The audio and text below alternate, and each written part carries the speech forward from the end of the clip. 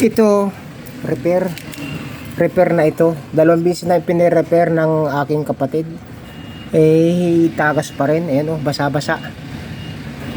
Kaya, ang ginagawa diyan kapag repair na ganyan, inilagay nila din hindi angkop yung materyales, silat ang nilagay. Tapos hindi nila ni-drain ang tubig. Hindi nila ni-drain. Ngayon, kapag hindi ni-drain, may impact yung tubig niya. Kaya kapag silan ang nilagay mo, tatagas siya. Tatagas. Yan. Dalawang beses na pinirepair. Nagalit na yung asawa ng kapatid ko dahil wag na raw kuhaan yung manggagawa nito. Ito, pag ganyang repair, kailangan hindi mo lang siya dadagdagan ng ganyan. Yan ay inaalis yan. Kasi yan, kahit dagdagan mo yan, ampaw pa rin yan, hindi pa rin yan mayayari.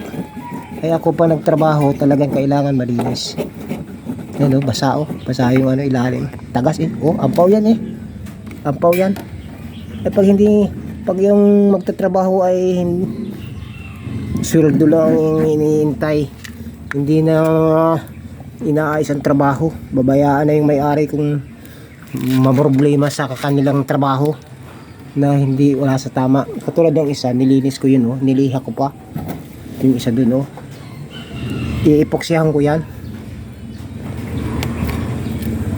Wala, ampaw ang trabaho nila. Kaya galit ang asawa ng kapatid ko sa nagtrabaho.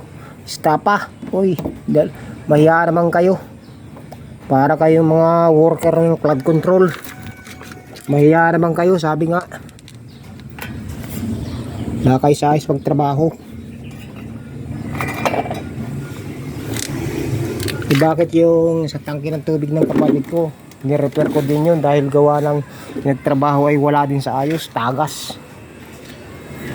Ito lang gagamitin ko dyan epoxy pag nalinis yung pagkakapitan. Epoxy pinagahalo yan. Yun lang gagamitin ko dyan. Saka yung nililiha ko yung pagkakabitan. Mahiya naman kayo, worker kayo, sinasahudan kayo ng kwan hindi nyo inaayos trabaho. Ako pa ang galing sa Batangas, ako pa ang makapag-repair nitong tangke ng tubig dahil hindi kayo marunong. Mahiya naman kayo.